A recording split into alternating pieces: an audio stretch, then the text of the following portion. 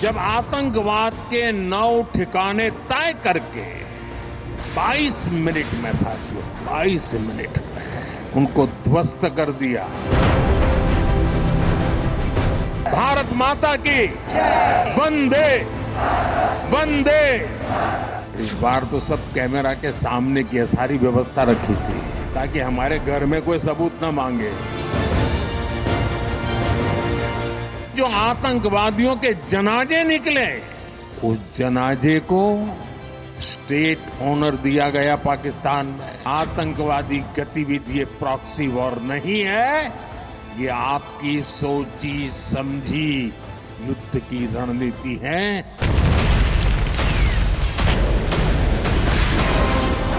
गोली का जवाब गोले से देना चाहिए, ईंट का जवाब पत्थर से देना चाहिए। हमने तय कर लिया है उस कांटे को निकाल के रहेंगे। सरदार पटेल की इच्छा थी कि पीओके वापस नहीं आता है तब तक सेना रुकनी नहीं चाहिए, लेकिन सरदार साहब की बात मानी नहीं गई। तीनों बार भारत की सैन्य शक्ति ने पाकिस्तान को धूल चटा दी।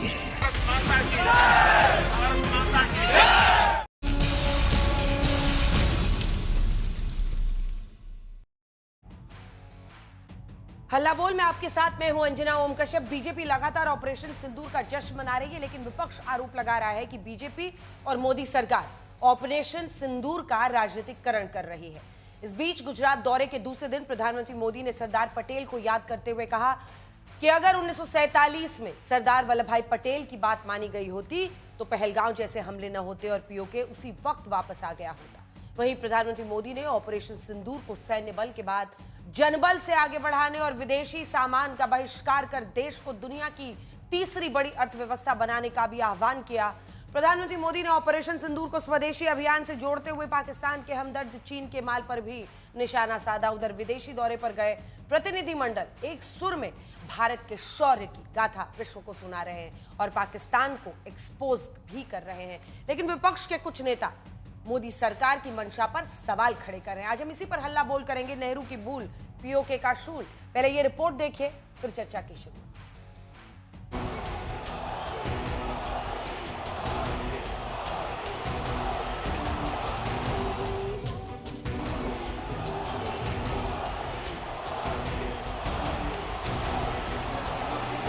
भारत माता की। पाकिस्तान को घुटने टेकने पर मजबूर करने वाले ऑपरेशन सिंदूर की कामयाबी का जश्न पूरे देश में जारी है। गुजरात दौरे के दूसरे दिन भी प्रधानमंत्री मोदी ने पाकिस्तान को चेतावनी दी कि अब नया भारत आतंक नहीं सहन करता बल्कि उसका फन कुचलने में भरोसा करता है। सैन्य प्रशिक्षित आतंकवादी भारत भेजे जाते हैं, जहां मौका मिला वे मारते रहे मारते रहे मारते रहे और हम सहते रहे। आप मुझे बताइए, क्या ये अब सहना चाहिए?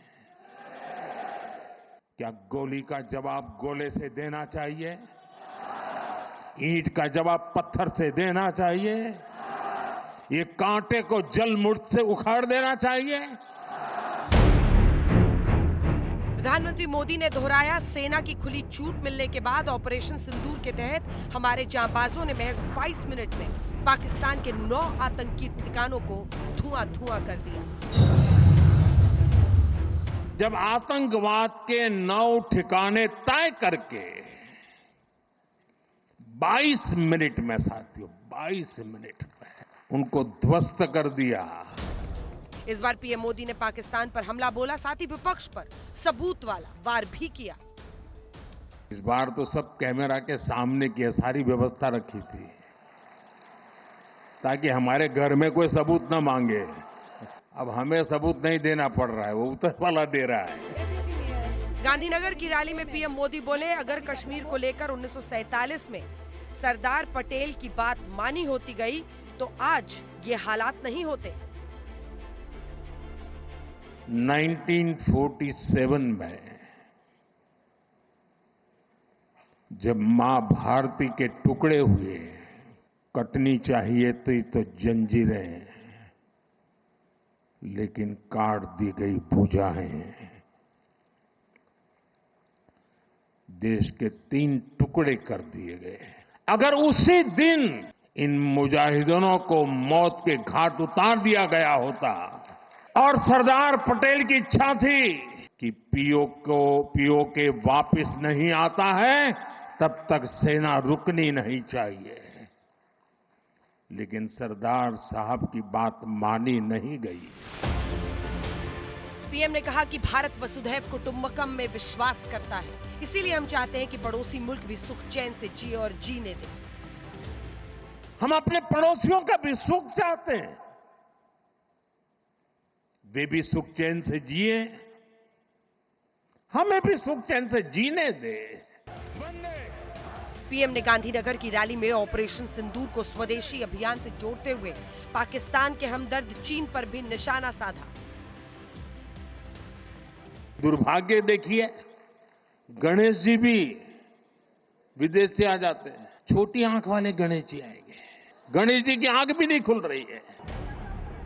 मोदी की रैली के दौरान कुछ ऐसे पोस्टर भी दिखे जिसने सबका ध्यान खींचा। इस पोस्टर में पीएम मोदी को रक्षक बताया गया है।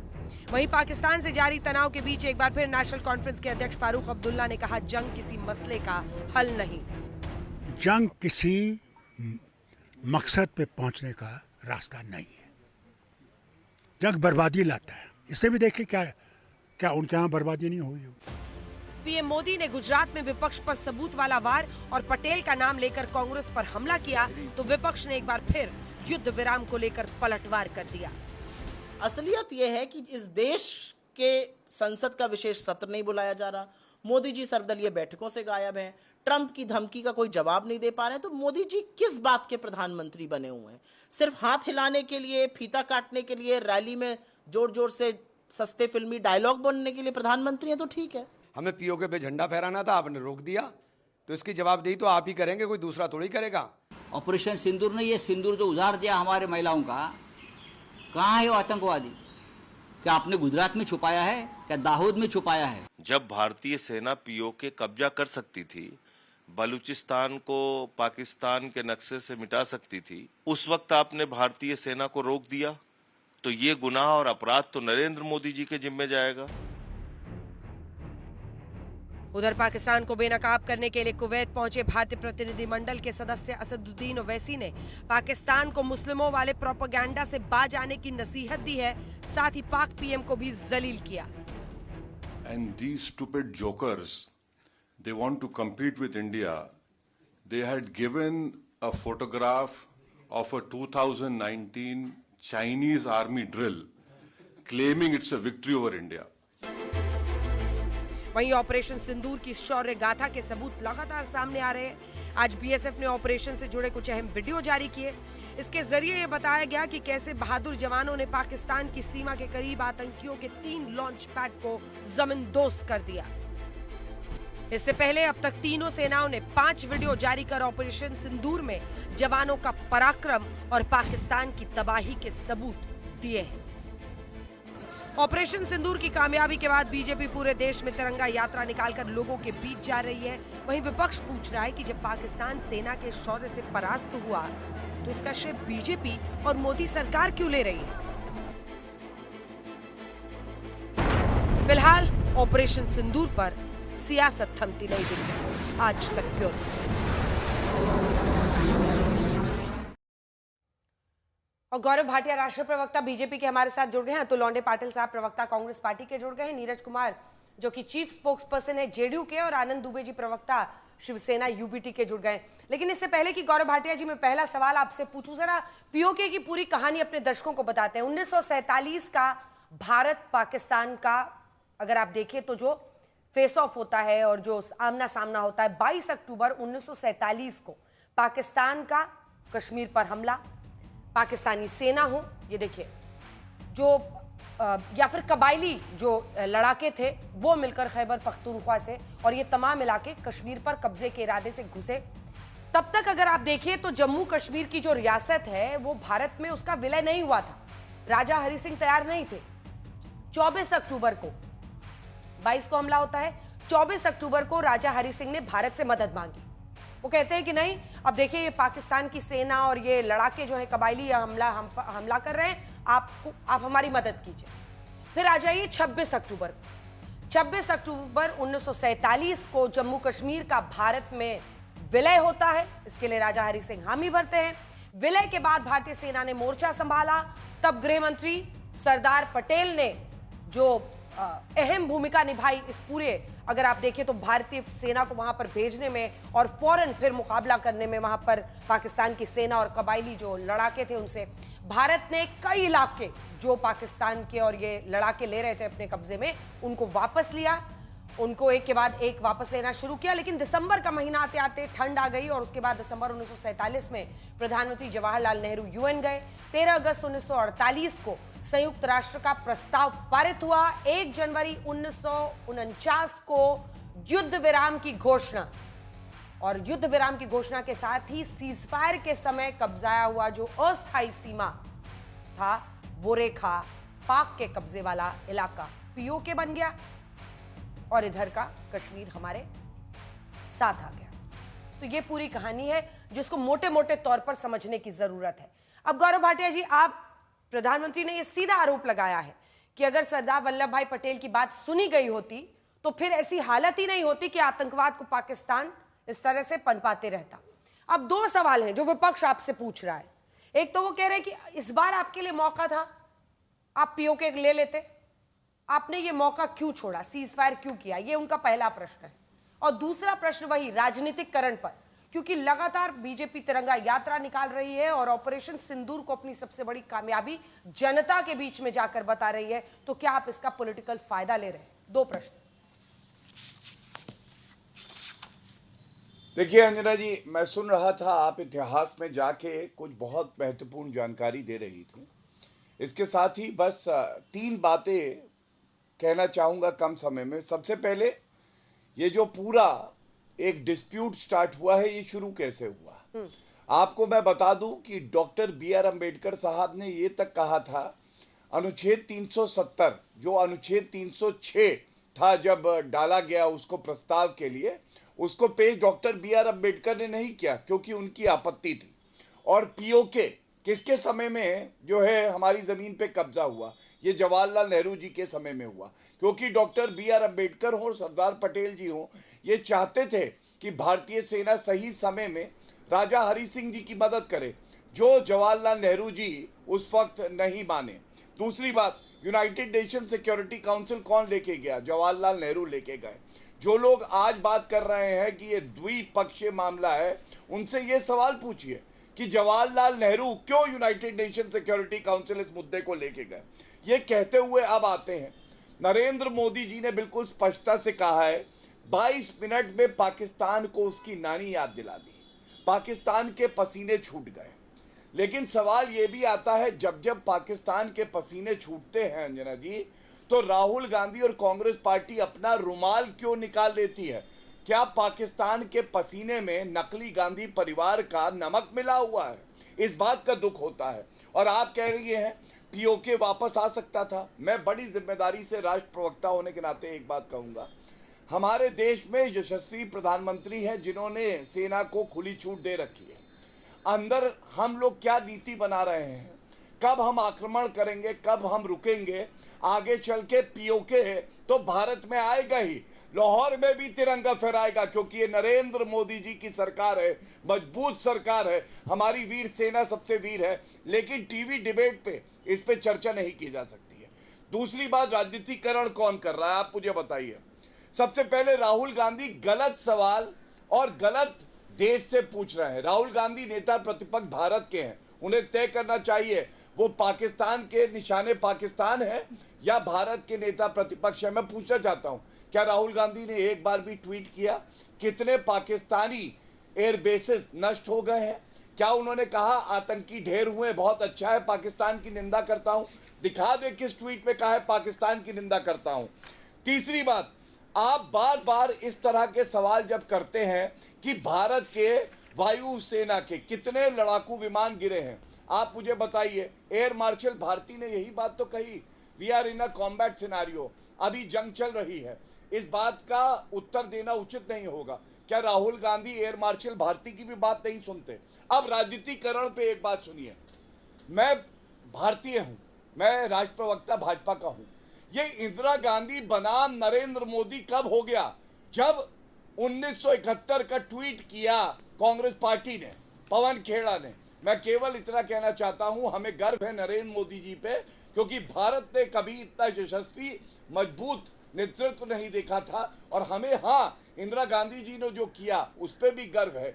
ये इंदिरा गांधी बनाम मोदी जी बनाने के बजाय भारत के साथ खड़े होते और पाकिस्तान से सवाल पूछते तो अच्छा लगता। और जिस तरह से ऑल पार्टी डेलीगेशन बाहर गया है, अंजना जी, मैं ओवैसी जी को सुन रहा था, हमारे तमाम उनसे मतभेद हैं, लेकिन उन्होंने जब कहा स्टूपिड जोकर्स पाकिस्तान को, बड़ा अच्छा लगा। और यही संदेश होना चाहिए। लेकिन दुर्भाग्य की बात है, मैं अंत करूंगा 10 सेकंड में, कांग्रेस पार्टी की नहीं सुनती है। वरना आप मुझे बताइए, शशि थरूर कहते हैं ऑपरेशन सिंदूर बहुत सफल रहा है, पी चिदम्बरम कहते हैं सीज फायर उस वक्त पे करना सही निर्णय था, सलमान खुर्शीद कहते हैं जब उनको ब्रीफिंग होती है मिनिस्ट्री ऑफ एक्सटर्नल अफेयर्स से कि ट्रंप का कोई हस्तक्षेप नहीं था, भारत ने ये निर्णय लिया है। और Anand Sharma all party delegation की तारीफ करते हैं। ऑल पार्टी डेलीगेशन हमारी एकजुटता का प्रतीक है और राहुल गांधी आज पाकिस्तान के साथ खड़े हैं, ये दुख की बात है। ठीक है, अब अतुल जी आपकी बारी, आप मोर्चा संभालिए। आपसे भी 3 प्रश्न है। सबसे पहला यही कि एलओसी पर सहमति जब बनी उस दौरान तो उसके लिए कौन जिम्मेदार था? पहला सवाल, क्योंकि प्रधानमंत्री ने वो हिस्टोरिकल रेफरेंस आज दिया है। दूसरा प्रश्न, जीत का जश्न मतलब सेना के शौर्य का सम्मान करते हैं, लेकिन में क्या हम इस जीत का जश्न मनाना भूल गए जो पाकिस्तान में हारने के बाद भी मनाया जा रहा है? और तीसरा, इतना कंफ्यूजन क्या है? शशि थरूर कहते हैं, और एक उन्होंने लिस्ट जो गिनाई है वो वाकई सच है, आप ही की पार्टी के नेता हैं जो कह रहे हैं कि सीज फायर का फैसला भी सही था, आप ही के पार्टी के नेता कह रहे हैं कि कैलिब्रेटेड हमने जो जवाब दिया वो सही था, फिर आप ही के पार्टी के अन्य नेता क्यों इसको एक फेल्ड ऑपरेशन भी बता देते हैं? 3 सवाल है सर। सबसे पहले तो व्हाट्सएप यूनिवर्सिटी का जो ज्ञान दिया है गौरव भाई ने, उसको जरा मैं जनता के सामने ला दूं। डॉक्टर बाबा साहब अम्बेडकर ने 370 के बारे में कभी भी विरोध नहीं किया था। इन लोगों ने ऑर्गेनाइजर में 2003 में छपवा कर लाया था, जिसका झूठ जो है वो देश के सामने कई बार आ चुका है। तो व्हाट्सएप यूनिवर्सिटी का ज्ञान मुझे तो न पिलाए कम से कम। आपने पूरा कश्मीर का इतिहास बताया है, 14 महीने वो बैटल चला था। और जब भारत का विभाजन हुआ था, जिसमें सावरकर जी का और श्यामा प्रसाद मुखर्जी का बड़ा रोल था, क्योंकि उसके बारे में तो सुभाष चंद्र बोस ने उनको कहानी भी सुनाई थी, ये एक सच्चाई है। तो उसमें 2,70,000 की आर्मी हमारे पास थी और 2,40,000 की आर्मी पाकिस्तान के पास थी। पाकिस्तान को सिर्फ वेस्ट में ही रहना था और हमको जो है तीनों बाउंड्रीज जो है वो सेव करनी थी। तीसरी बात, सरदार वल्लभ भाई पटेल ने खुद कहा था, ये खत है, ये व्हाट्सएप यूनिवर्सिटी की नहीं है, सच्चाई इतिहास है ये सच्चा, कि 14 महीने बैटल हो गया है, इससे ज़्यादा हम बैटल को खींच नहीं सकते। ये बात भी है कि जब विलय हो रहे थे पूरे संस्थानों का, उस वक्त सरदार वल्लभ भाई पटेल जी ने हैदराबाद के विलय को ज़्यादा तवज्जो दिया था। उन्होंने कहा था मुझे कश्मीर बाद में देखूंगा, वो सीमावर्ती राज्य है, मुझे पहले हैदराबाद चाहिए, कश्मीर के ऊपर ज़्यादा प्रेफरेंस उन्होंने वो दिया था। तो इतिहास को देखते समय ये देखना चाहिए कि उस वक्त की परिस्थितियाँ क्या थी और किसने क्या निर्णय लिया था। और उसमें झूठ डालकर नेहरू जी को दोष देना यानी क्या है कि हम मोदी जी है, हम जिम्मेदारी नहीं लेंगे और हम जवाबदेही भी नहीं देंगे, हम पीछे डाल देंगे। तो हवा टाइट हो गई है, क्योंकि जो कहा था कि 6 महीने में पीओ के लेंगे, ले नहीं पा रहे, हवा टाइट हुई है। और इसलिए इस तरह से नेहरू जी पर जो दोष है वो मढ़कर बाजुरू होने की जो कोशिश है वो ये कर रहे हैं। सेना के शौर्य पे किसी ने सवाल नहीं उठाया, ना राहुल जी ने उठाया ना किसी ने उठाया। सवाल उठाया है जो मुखबरी की है जयशंकर जी ने, उसके ऊपर किया है और उसका खामियाजा क्या भुगतना पड़ा है। मैंने आपके प्रोग्राम में कई बार दिखाया है, टेलीग्राफ का आर्टिकल है। पूरी दुनिया जो है जब हमारे सवाल उठा रही है कि ये ऐसा हुआ है वैसा हुआ है, तो फिर उसको हम नकारते क्यों नहीं है? देश के प्रधानमंत्री क्यों नहीं नकारते हैं? 11 दिनों में 8 बार ट्रंप ने कहा है कि मैंने दोनों को ट्रेड का हवाला देके, ट्रेड का प्रेशर डाल के मैंने सीज फायर किया है। अभी थोड़ी देर पहले आपके यहाँ एक प्रोग्राम था साहिल जोशी का, उसमें इनके एक प्रवक्ता है वो कह रहे थे कि सीज फायर हुआ ही नहीं है, सीज फायर का सवाल ही नहीं है, ये कहते हैं सीज फायर हुआ है। तो कंफ्यूजन किस में है? इनमें है। सेना के शौर्य पे कोई ये नहीं है। सवाल ये है कि आपने अगर सीज फायर किया, सेना ने तो घुटनों पे ला दिया था पाकिस्तान को, फिर हाफिज सईद क्यों नहीं आया, अजहर मसद क्यों नहीं आया, सैयद सलाउद्दीन क्यों नहीं आया? चुपते हैं दिल में ये देश के, क्योंकि इन्होंने जिस तरह से कंधार से लेकर आज तक इस देश पर जो जुल्म ढाया है, जो बार बार आतंकी हमले किए हैं, तो वो आतंकी हमले जो है वो सीधी बात जो है वो सामने आई है। अभी पिछले 10 दिनों में क्या हुआ है? पिछले 10 दिनों में कुवैत हमारे पास से चला गया, कुवैत ने पाकिस्तान के साथ लेबर ट्रीटी करना शुरू कर दिया है। अभी देखिए यूएई ने भी उनके लिए पासपोर्ट खोल दिए है। कुवैत में 23%, ज़्यादातर दक्षिणी राज्य से, केरला से जो है ज़्यादातर हमारे यहाँ से वर्कफोर्स वहाँ पर है। अभी वो पाकिस्तान को बराबर कर रहा है। जब ट्रंप ने कहा कि दोनों राष्ट्र महान है, कांग्रेस को ये मंजूर नहीं है, चाहे ट्रंप हो या ट्रंप का बाप हो, कोई भी कहे हमें मंजूर नहीं है, पाकिस्तान एक आतंक परस्त राष्ट्र है, आतंकियों को सपोर्ट करने वाला राष्ट्र है, और हाँ भारत जैसे महान, भारतवर्ष जैसे महान राष्ट्र के साथ उसकी तुलना हो नहीं सकती है, उसकी निंदा जो है वो करनी चाहिए थी। आज ना नेपाल हमारे साथ खड़ा है, चाइना पूरी तरह से पाकिस्तान के साथ खड़ा है, ना भूटान हमारे साथ है, भूटान हमारा प्रोटेक्टेड स्टेट है, लेकिन भूटान आज चाइना के पास चला गया है, श्रीलंका चला गया है। मैंने आपका शांति से सुना, क्यों सच सुनते तो चुपता है क्या? सुनो ना थोड़ा, अभी सच्चाई बता रहा हूं तो सुनो अभी थोड़ा। व्हाट्सएप का ज्ञान लेकर नहीं आता हूं मैं, फैक्ट पर सारी चीजें रखता हूं मैं। तो देखिए आप कि देश जो है लड़ रहा है। मैं मणिपुर की भी बात कर सकता हूं, मोदी जी अगर निकालते हैं ना तो मणिपुर की बात कर सकता हूँ। एनएस सिंह के साथ आपने क्या ट्रेटी की है, क्या किस तरह का करार किया है, वो आपने आज तक बताया नहीं, लेकिन हो गया करके बोल दिया था, वो अभी तक नहीं बताया। नीचे लिट्टे के लिए जान दी है, इस देश के एकता के लिए प्रधानमंत्री इंदिरा जी की भी जान गई है। और देखिए किस लिए गई है। आज निशिकांत दुबे को बाहर जाके कहना पड़ा है कि हमारा राष्ट्र जो है धर्मनिरपेक्ष राष्ट्र है, सेकुलर, उनको कहना पड़ा है, क्योंकि यही स्टैंड सही है और इसी से देश का नाम जो है बड़ा हुआ है। देश को महान माना गया कि बाकी राष्ट्र लड़ते रहे, लेकिन हम इकट्ठा खड़े रहने की कोशिश जो की है वो ही हमें महान बनाती है। तो ये सारी बातें जो है, आपने बाकी सारी बातों का जवाब दिया, लेकिन आपने मेरे मुख्य सवाल का जवाब नहीं दिया। अगर सेना ने पराक्रम दिखाया है, शौर्य दिखाया है, तो आप लोगों ने उसका जश्न क्यों नहीं, मतलब एक सेलिब्रेटरी मूड देश में क्यों नहीं दिखा? देखिए ना अंजना जी, सबसे पहले तिरंगा यात्रा जो है वो हमने निकाली है। आप रेवंत रेड्डी की देखिए, मैं मेरे महाराष्ट्र की बात कह रहा हूं। हमने 22 रैलीज की है, जय हिंद रैलीज 21 मई को 22 की है हमने महाराष्ट्र में। रेवंत रेड्डी ने जी की है, हमारी जय हिंद रैलियां शुरू है, वो सेलिब्रेशन सेना का शुरू है। लेकिन कल नागपुर में था, मैं आज मुंबई में आया हूं, कल नागपुर में था, आरएसएस ने रैली निकाली, लेकिन आरएसएस ने देश का तिरंगा नहीं लाया। मैंने पूछा, मेरे साथ साइड में थे दो बड़े पदाधिकारी, मैंने पूछा क्यों भाई तिरंगा क्यों नहीं था? वो कह रहे हैं वो लोग जश्न मना रहे हैं, सेना का जश्न मना रहे हैं, आपकी जो खामियां हैं वो गिना रहे हैं। जवाब दीजिए। और ये सही है, निशिकांत दुबे वहां जाकर बता रहे हैं कि सेक्युलर देश है। अभी तक तो परहेज था आपकी पार्टी के नेताओं को सेक्युलर बोलने से। देखिए अंजना जी, आपने मुझसे सवाल पूछे, मैंने टिप्पणी करी, बड़ी जिम्मेदारी से उत्तर भी दिए, लेकिन आपने भी कुछ सवाल पूछे, मैंने भी कुछ सवाल पूछे। कांग्रेस के प्रवक्ता केवल व्यक्तिगत टिप्पणियां, मैं व्हाट्सएप यूनिवर्सिटी का ज्ञान नहीं देता हूं, ऐसा कुछ बोलने लगे। तो मैं आपको 3 तथ्य देता हूं लौंडे जी, चुनौती भी दे रहा हूं साथ में, और फिर एक सवाल पूछूंगा।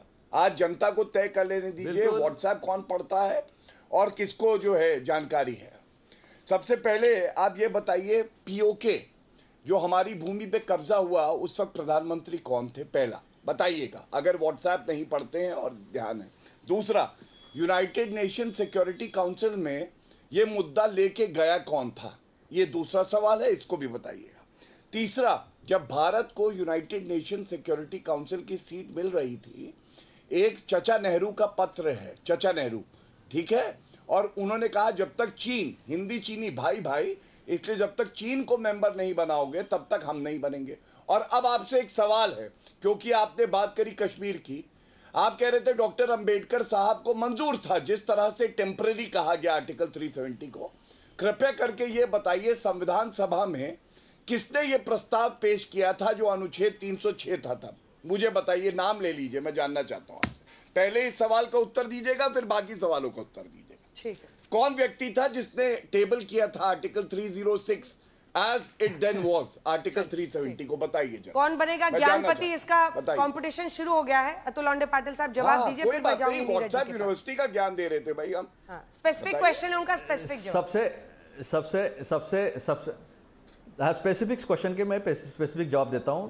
इन्होंने कहा सिक्योरिटी काउंसिल का हमको ऑफर था, तब के अखबार निकाल कर देख लीजिए। नहीं, मैंने कहा से कहा है कि भारत को सिक्योरिटी काउंसिल के परमानेंट सीट का कोई अगर गूगल नहीं करना तो सुनिए, हाँ मैं सब बताता हूँ, सुनिए ना। पहला सवाल नहीं, मैं गूगल पे भरोसा नहीं करता हूँ।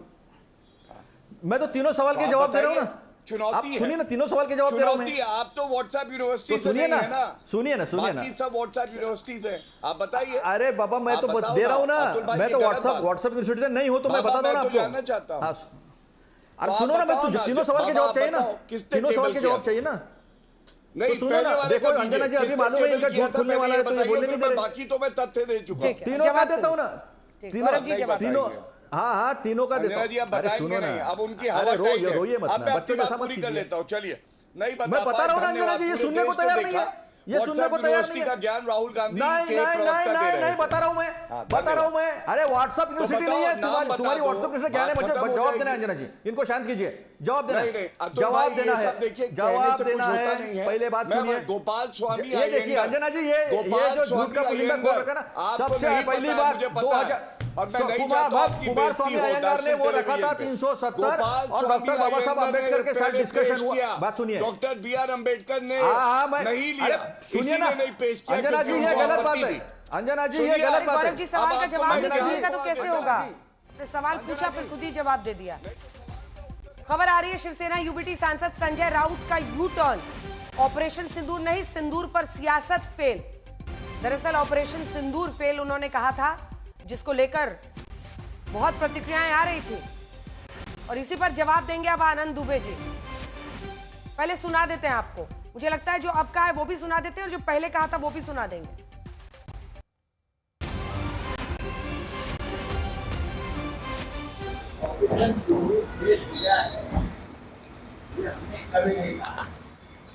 ऑपरेशन सिंदूर ये हमारे भारतीय सेना की पराक्रम की गाथा है।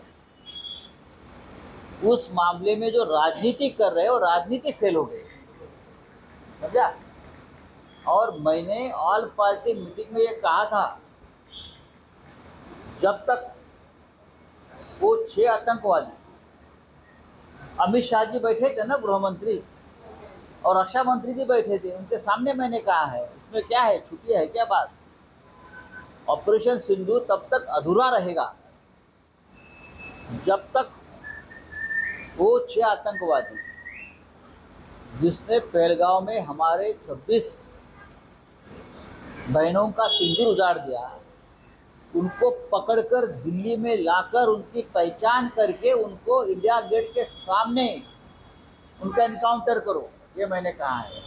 तब ऑपरेशन सिंदूर पूरा होगा। अब मैंने ये कहा है तो भारतीय जनता पार्टी को मिर्ची लगने का कोई कारण नहीं है।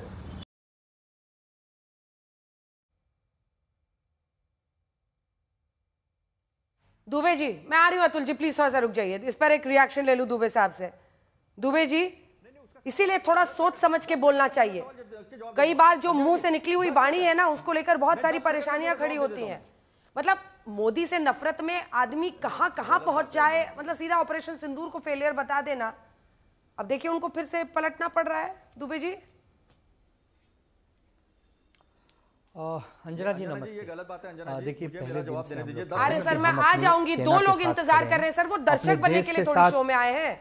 मैं आपसे रिएक्शन ले लूंगी, मेरा वादा है, थोड़ा सा रुक जाइए मिस्टर दुबे। अंजना जी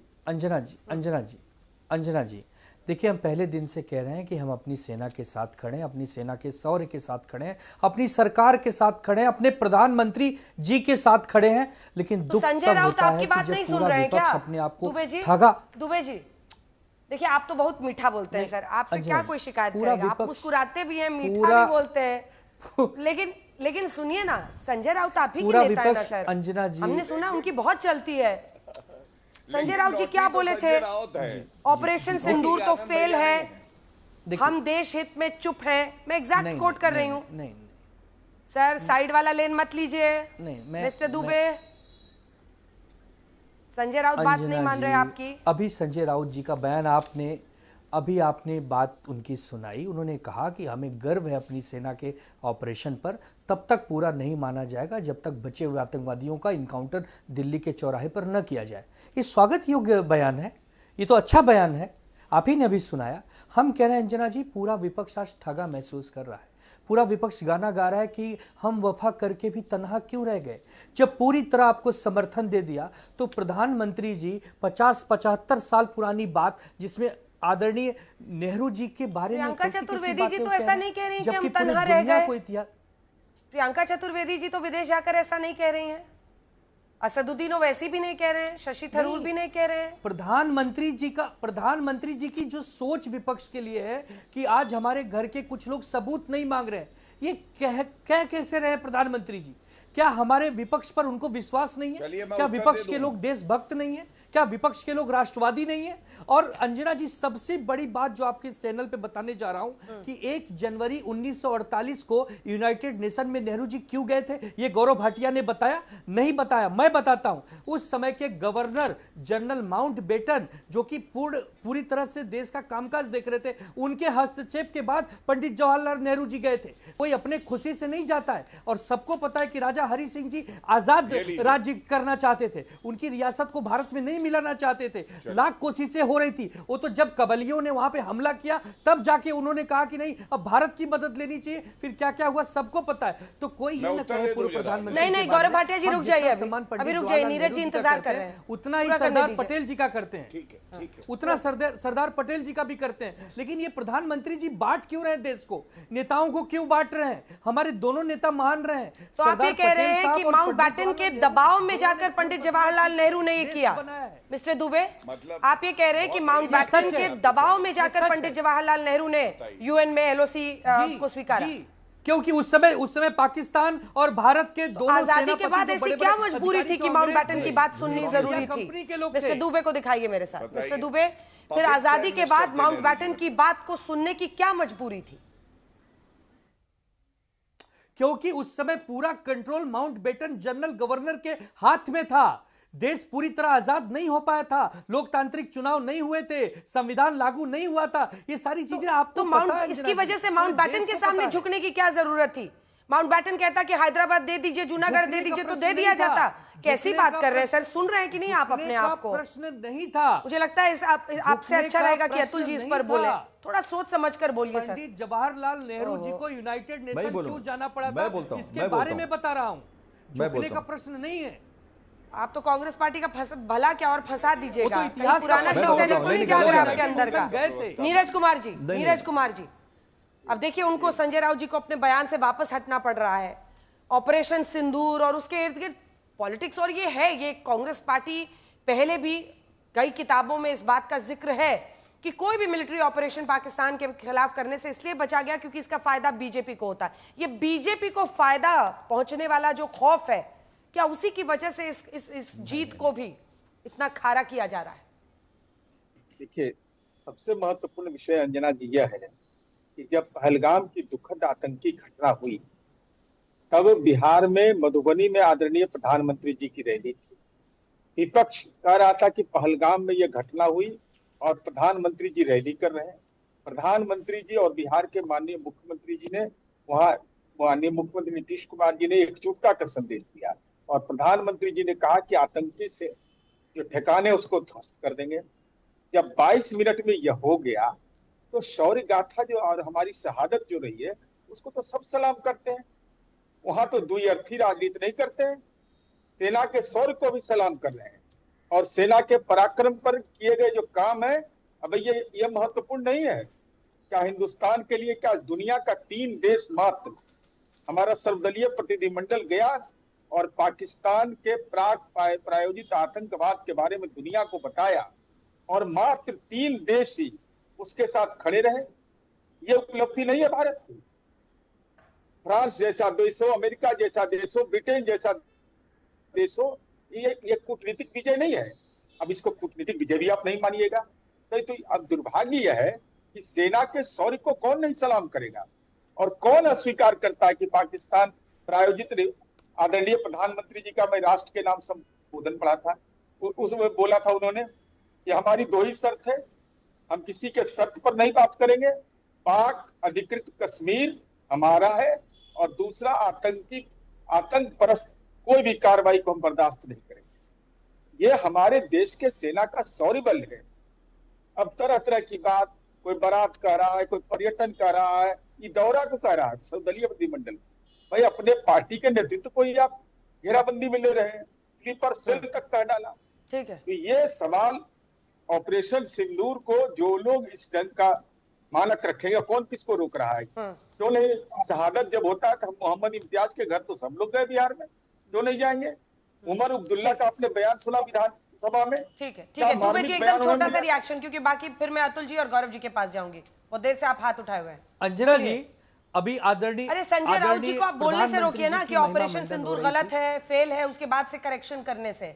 कहां आप नेहरू जी के पास पहुंच रहे हैं? क्षमा चाहता हूं अंजना जी, क्षमा चाहता हूं अंजना जी, क्षमा चाहता हूं, लेकिन एक बात जरूर कहूंगा। अभी प्रधानमंत्री जी की महिमा मंडन हो रही थी, हमने तो पंडित अटल बिहारी वाजपेयी साहब का भी जमाना देखा है, जब बिल क्लिंटन जी ने कहा था कि समझौता कर लीजिए, पाकिस्तान न्यूक्लियर देश है, वो हमला कर देगा। अटल जी ने क्या कहा था? बेशक वो हमला कर सकता है, लेकिन अगले दिन का सूरज पाकिस्तान अपने भूगोल, अपने दुनिया में देख नहीं पाएगा। वो प्रधानमंत्री जी से उम्मीद होती है कि घुसकर मार रहे थे तो पीओके लिया क्यों नहीं, आधा अधूरा क्यों छोड़ दिया? बलूचिस्तान को मदद करके अलग देश क्यों नहीं बनाया? बलूचिस्तान हमें मदद करता कराची की जगह, वहां पर हमारी सेना को। तो ये सब चीजें हम पूछेंगे कि नहीं प्रधानमंत्री रक्षा नीति को आप इस वैश्वीकरण के दौर पर टीवी पर बहस कर रहे हैं कि भारतवर्ष की क्या नीति होनी चाहिए?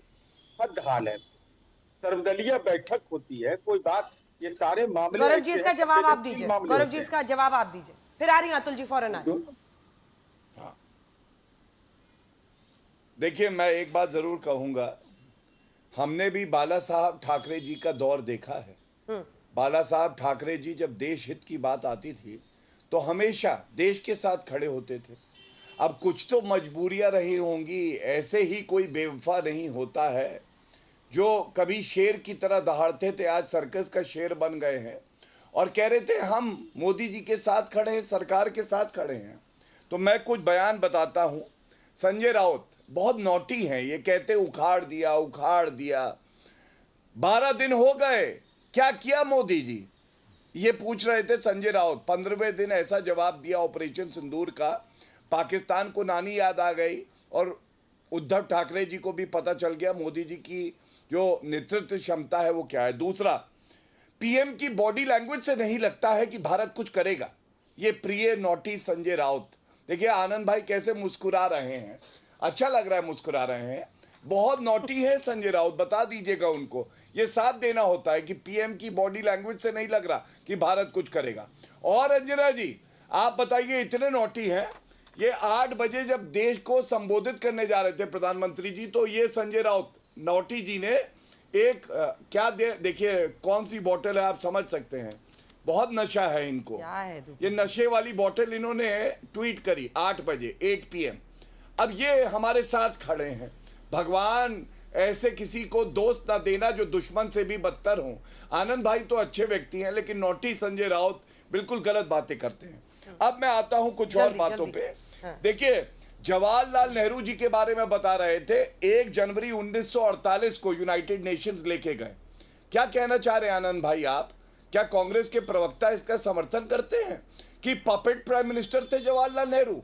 उनके पास इतनी इच्छा शक्ति नहीं थी कि वो कहे ये हमारा अंदरूनी मामला है, क्योंकि तब तो ये द्विपक्षीय भी नहीं था। वो जमीन सारी की सारी 1-1 इंच हमारी थी और देरी हुई जो वहां पे पाकिस्तान की फौज आई और कबाली आए, वो इसलिए आए क्योंकि जवाहरलाल नेहरू निर्णय नहीं ले सके। दूसरी बात, सबूत की बात पे आपने कहा, मोदी जी ने आज वक्तव्य दिया है। आनंद भाई ये बताइए, सर्जिकल स्ट्राइक और बालाकोट एयर स्ट्राइक के बाद क्या सबूत नहीं मांगे गए थे? सर्जिकल स्ट्राइक के समय तो आप हमारे साथ थे। ठीक है, तो आप याद करिए किस तरह से चाहे राहुल गांधी हो, चाहे विपक्ष के नेता हो, वीर सेना पे सवाल उठा रहे थे और कह रहे थे कि सबूत दो। और अंत करूंगा एक बात कह के, मरियम नवाज पाकिस्तान की नेत्री है अंजना जी, वो कहती है 6-7 तारीख को पाकिस्तान की भारी क्षति हुई।